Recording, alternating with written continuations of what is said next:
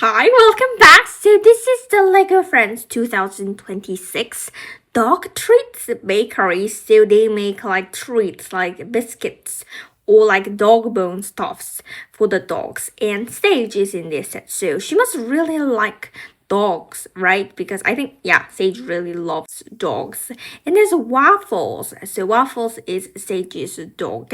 And so this is the inside is super cozy, with like all those like baking equipments. And as you can see, it's really hilarious because in the main door it says like cats are not allowed. Isn't it so cute? And they put like this X sign on Churro because Churro is a cat. That's just a so cute detail.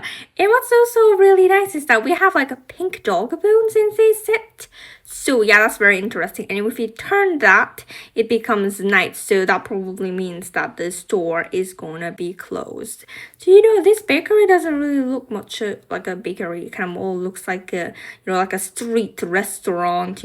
So anyway, this set is super lovely and I can't wait to see it. So see you next time. Bye bye.